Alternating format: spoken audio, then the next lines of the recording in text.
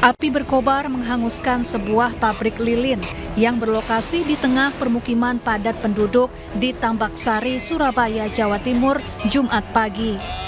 Banyak material mudah terbakar membuat api cepat membesar.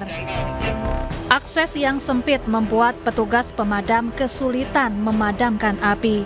Salah seorang petugas pun terluka saat tengah memadamkan si jago merah. Akibat kebakaran ini, sejumlah warga dan seluruh siswa sekolah dasar yang bangunan sekolahnya berada tepat di sisi pabrik dievakuasi. 12 jam 9 jam 3 kesulitan karena di jam 9-nya di sekolahan, jam 12-nya perkampungan, dan sebelah jam 3-nya ini kos-kosan. Jadi pabrik ini cukup besar, kurang lebih 35 kali 100 gitu ya. Dan yang terbakar adalah gudang penyimpanannya. Ini adalah pabrik jadi satu dengan rumah sekaligus di sini. Tapi yang terbakar adalah gudang sama tempat industrinya. Tidak ada korban jiwa dalam peristiwa ini, sementara petugas masih menyelidiki penyebab kebakaran. Dari Surabaya, Jawa Timur, Yuda Prawira, iNews melaporkan.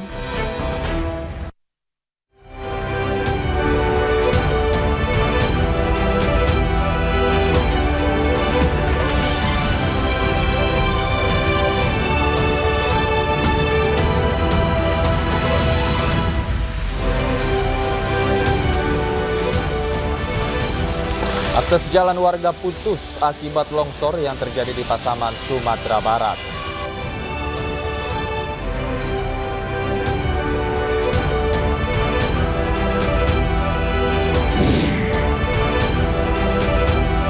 Buntut putusan uji materi batas usia Capres-Cawapres, Ketua Mahkamah Konstitusi Anwar Usman dilaporkan ke Dewan Etik MK.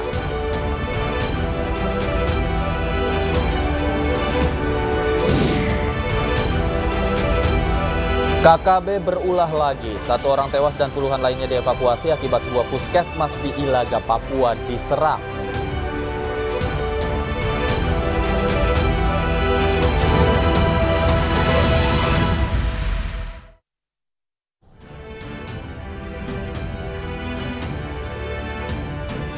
Selamat sore pemirsa, demikian tadi berita pilihan iNews sore hari ini bersama saya Davi Pratama. Pemirsa, sebuah video amatir milik warga merekam peristiwa longsor yang terjadi di Pasaman Barat, Sumatera Barat. Akibat longsor tersebut, akses jalan warga putus total.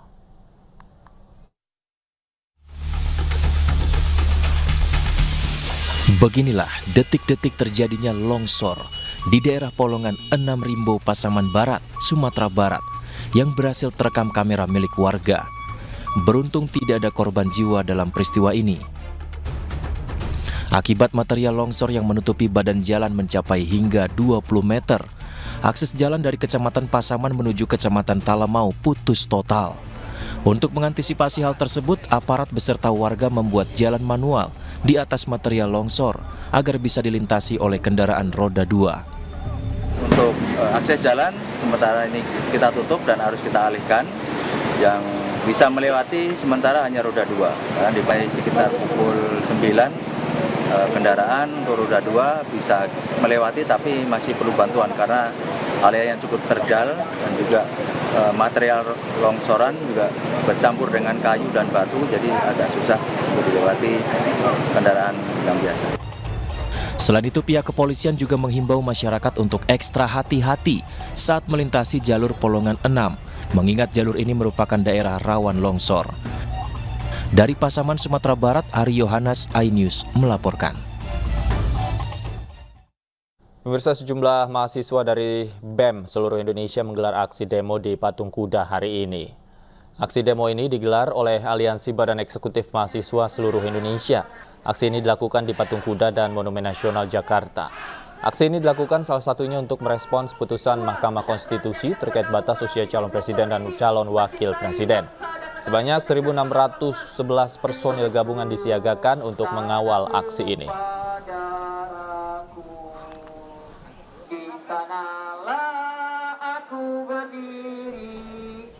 Dan untuk mengetahui situasi terkini terkait aksi demo BEM seluruh Indonesia di kawasan Patung Kuda, kami telah terhubung dengan rekan kami Anissa Septiarani. Selamat sore Anissa, apa saja yang menjadi tuntutan massa sore hari ini?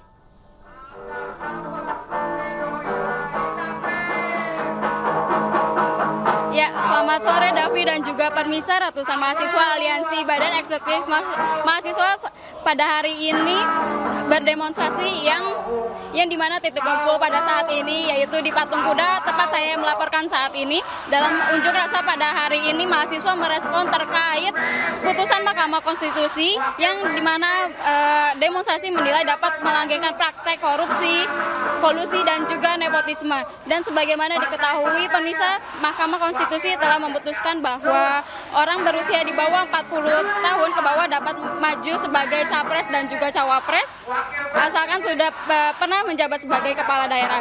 Dan juga dapat diketahui Permisa, para mahasiswa pada hari ini dalam aksi demo hari ini juga turut hadir dalam kota dan juga di luar kota. Dan juga pengamanan sudah dilakukan serta pengalihan arus juga sudah dilakukan.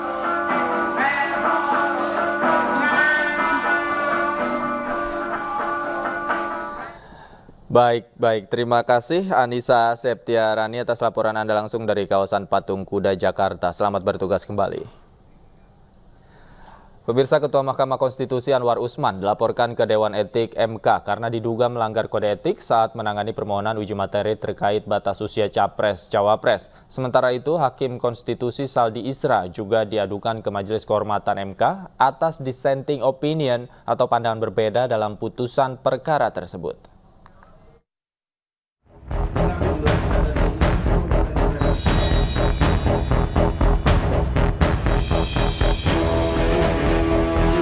Perhimpunan Bantuan Hukum dan HAM Indonesia atau PBHI melaporkan Ketua Mahkamah Konstitusi Anwar Usman ke Dewan Etik Hakim Konstitusi.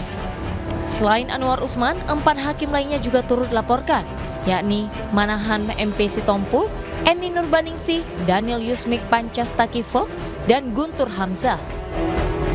Para hakim ini dilaporkan atas dugaan pelanggaran kode etik dan perilaku hukum konstitusi sama menangani permohonan uji materi Undang-Undang Pemilu terkait syarat usia capres dan cawapres. Selain PBHI, sebelumnya kelompok advokat yang tergabung dalam Pergerakan Advokat Nusantara juga melaporkan ke 5 hakim yang sama ke Dewan Etik MK. Pada intinya terkait dengan adanya momen di mana perkara sempat dicabut, lalu kembali diperiksa tanpa ada pembahasan, tanpa ada penetapan, lalu soal formil misalnya terkait dengan legal standing atau kedudukan hukum, di mana perkara yang diajukan itu membahas soal umur, soal pengalaman, tapi itu yang tidak terlihat dari profil si pemohon yang justru merujuk pada satu nama, Gibran Rakabuming, yang merupakan wali kota Solo. Sementara itu, salah satu hakim MK, Saldi Isra, juga diadukan ke Majelis Kehormatan MK oleh kelompok yang menamakan diri DPP Advokasi Rakyat untuk Nusantara. Pengaduan terkait dissenting opini atau pandangan berbeda Saldi Isra saat memutus permohonan uji materi mengenai syarat usia capres dan cawapres. Dari Jakarta, Rani Sanjaya, Ainus melaporkan.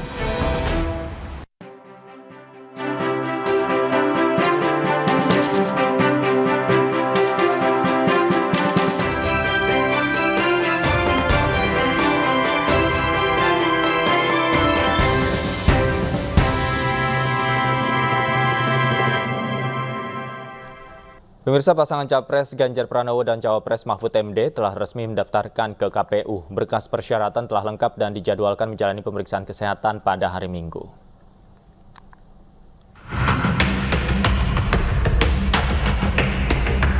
Ganjar Pranowo dan Mahfud MD resmi terdaftar sebagai calon presiden dan wakil presiden untuk Pilpres 2024 di KPU Jakarta kemarin. Didampingi partai pendukung, berkas persyaratan Ganjar Mahfud sudah lengkap.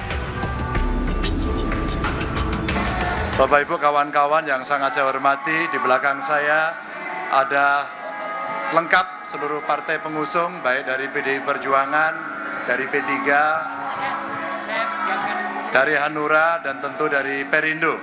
Dan tentu ada relawan, ada TPN, komplit. Terima kasih atas seluruh dukungannya. Kami bersama Mahfud dengan istri hadir di KPU tadi menyerahkan seluruh dokumen, visi, misi, dan seluruh persyaratan. Insya Allah sudah lengkap. Menariknya, sebelum mendaftar ke KPU, calon wakil presiden Mahfud MD mengungkapkan bahwa ia menyempatkan diri mengambil baju yang dititipkan kepada ibunya di Madura. Baju tersebut ternyata baju yang disiapkan 5 tahun lalu untuk mendampingi pencalonan Presiden Joko Widodo, namun tidak jadi. Pak, cerita bajunya yang dibuat 5 tahun lalu, Pak, boleh? Ya, terima kasih. Kita sudah ditunjukkan apa visi dari Mas Ganjar dan Prof. Mahfud begitu ya. Dan visinya adalah menuju Indonesia unggul, gerak cepat mewujudkan negara maritim yang adil dan lestari. Misinya banyak, setidaknya ada 8 yang tercatat, 8 gerak cepat Ganjar dan Mahfud. Kadang-kadang kita, saya rasa punya PR yang besar nih, Prof dan Mas Andi. Salah satu PR yang menurut saya penting kita lakukan adalah membuat ini mudah dikunyah ya oleh publik. Jangan karena niatnya teknokratik gitu ya, niatnya akademis, justru publik membacanya dengan effort. Jadi mari kita bersama-sama publik menikmati ya buah ide pikiran Mas Ganjar dan Prof Mahfud dengan cara yang enak, yang nyaman, yang gampang lah, kurang lebih kayak gitu. Sekarang saya minta Mas Andi Wijayanto terlebih dahulu. Monggo Mas. Baik, terima kasih Mas Imam. Selamat sore teman-teman media. Selamat sore Prof Robi. Saya memang bagian dari tim visi misi bersama Prof Robi. Ini bekerja berbulan-bulan antar partai. Terus ada beberapa pakar yang kami ajak berdiskusi, ada juga beberapa kementerian dan lembaga yang kami undang terkait dengan isu-isu yang relevan. Dari perdebatan itu, kemudian kami membuat atau mendefinisikan kata-kata kunci. Nah, kata kunci yang paling utama adalah Indonesia unggul. Pak Jokowi sudah memulai dengan Indonesia hebat, Indonesia maju. Nah, kami memastikan bahwa gerak ke depan itu akan meneruskan Indonesia maju, lebih dari sekedar maju, tapi menjadi unggul. Lalu kata kunci yang kedua adalah cepat. Kalau kata kunci yang kedua ini cepat, ini dari Mas Ganjar. Nah, kami berdiskusi langsung dengan Mas Ganjar, lalu bertanya, Mas, dengan pengalaman Mas Ganjar sebagai gubernur 2 periode, melakukan program-program di Jawa Tengah, dan melihat apa yang akan kita lakukan di Indonesia saat Mas Ganjar menang menjadi presiden nanti di Oktober 24, apa kira-kira yang Mas Ganjar benar-benar rasakan sebagai karakteristik khas Mas Ganjar sebagai seorang pemimpin. Lalu Mas Ganjar mengatakannya, satset, gaspol, cepat. Dan itu yang selama ini dilakukan oleh Mas Ganjar. Kemudian kami menjadikan kata gerak cepat mencapai Indonesia unggul sebagai negara maritim yang adil dan lestari menjadi tagline utama dari visi misinya. Nah, visi misi ini ada beberapa dokumen yang kemarin disampaikan ke KPU, itu dokumen 25 halaman, tapi ada dokumen yang lebih tebal, yang 120-an halaman, yang cukup lengkap data-datanya, yang tadi Mas Imam katakan di komen yang teknokratik. Tapi untuk mungkin memudahkan teman-teman untuk menangkap apa yang sebetulnya ingin disampaikan oleh tim pemenangan nasional sebagai program utamanya Mas Ganjar adalah ada 8 gerak cepat. Jadi kalau misalnya Pak Jokowi menyatakan programnya adalah nawacita, maka Mas Ganjar menamakan programnya 8 gerak cepat. 8 gerak cepat Ganjar Mahfud, itu program intinya yang menjadi hashtagnya 8 gerak cepat. Ada 8 programnya ya. Kalau 8 program ini yang nomor 1 adalah manusia unggul, yang nomor 2 adalah sains teknologi, nomor 3 ekonomi berdikari berbasis pengetahuan, nomor 4 pemerataan ekonomi, nomor 5 digital, nomor 6 hijau dan biru, nomor 7 tentang politik, demokrasi dan HAM, lalu nomor 8 tentang politik luar negeri dan pertahanan. Kalau mau saya ringkas, programnya kira-kira begini. Nomor 1 adalah bagaimana menciptakan manusia Indonesia unggul berbasis teknologi. Itu 1 besar. Nomor 2 ekonomi. Ekonominya ada keharusan bagi kita memastikan ada pemerataan. Lalu kita kemudian akan konsentrasi dengan 3 unggulan ekonomi yang akan kita prioritaskan. Hijau, transisi energi, ekonomi yang lebih bersih berkaitan dengan climate change. Biru, berbasis maritim, berbasis kekayaan laut, membangun konektivitas, dan digital. Karena sekarang kita masuk ke era teknologi. Dan semua itu hanya akan bisa kita lakukan kalau kita bisa memanfaatkan yang ada di dalam bumi Nusantara. Kita yakin Indonesia merupakan salah satu negara di dunia, seperti misalnya Amerika Serikat, seperti Rusia, seperti Cina, seperti India, Brazil, Argentina, yang semuanya ada. Sumber daya alamnya ada, sumber daya manusianya ada, pengetahuannya ada, pasar ada. Sehingga dengan semua ada itu, kita harus memastikan terjadinya percepatan hilirisasi. Nah, itu dari sisi ekonomi, pemerataan, hijau, biru, digital, dan hilirisasi. Lalu yang terakhir, akhirnya penguatan kelembagaan politik, menguatkan keadilan, memperkuat pertahanan kita, dan menjadikan Indonesia sebagai mendapatkan posisi strategis memainkan peran utama dunia. Jadi kira-kira secara gambaran besar program yang kami tawarkan adalah why-nya, mari membuat Indonesia unggul. How-nya 8 gerak cepat. Bagaimananya 8 gerak cepat. 8 gerak cepat itu 3 besar. Manusia unggul berbasis teknologi, unggulan-unggulan ekonomi, dan akhirnya politik kelembagaan luar negeri pertahanan. Ya. What-nya, apa yang akan dikerjakan oleh Mas Ganjar banyak. Ya, misalnya yang sudah disebutkan oleh Mas Ganjar dalam beberapa forum. What-nya, apa yang akan dikerjakan, apa yang dijanjikan oleh Mas Ganjar. 1 desa, 1 fasilitas kesehatan. Itu dijanjikan oleh Mas Ganjar. 1 desa, 1 fasilitas lapangan olahraga. 1 keluarga miskin, 1 sarjana. Ya, itu yang dijanjikan oleh Mas Ganjar. Tidak ada di Indonesia itu yang nantinya ada wilayah blank spot. 0 blank spot. Karena kita akan masuk ke era ekonomi digital, maka tidak boleh ada gap antar wilayah, sehingga Mas Ganjar menginginkan. Ya pemirsa, tadi adalah konferensi pers dari TPN Ganjar Pranowo dan Mahfud MD terkait visi misi yang dijabarkan secara lebih detail oleh Handi Wijayanto. Kita beralih ke informasi selanjutnya pemirsa. Pilihan kaum milenial untuk Pilpres mendatang ada pada diri Ganjar Pranowo. Hal ini terlihat dari kedekatan Ganjar sebagai ayah dengan putranya Muhammad Zinedin Alam, layaknya sahabat dekat.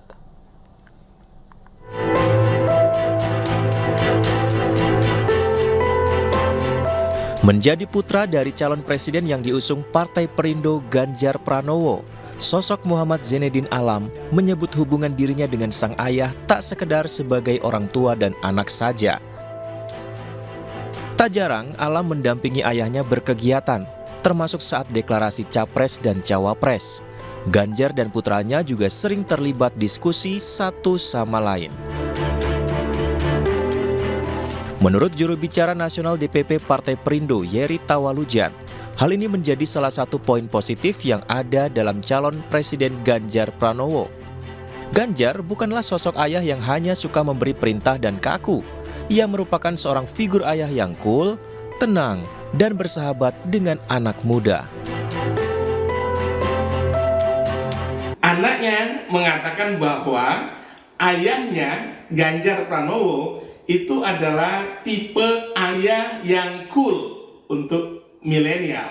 Ayah yang mudah berdiskusi. Semua bisa didiskusikan antara anak dengan ayahnya. Alam sendiri mengatakan bahwa ketika berdiskusi dengan ayahnya, Alam dapat ngobrol tentang apa saja. Dari yang ringan-ringan sampai hal-hal mengenai politik dan tentang buku-buku bacaan. Nah ini luar biasa. Hubungan Ganjar Pranowo dengan putranya ini menjadi salah satu pertimbangan bahwa Ganjar merupakan sosok ideal yang pantas dipilih oleh kaum milenial. Tim Liputan iNews melaporkan.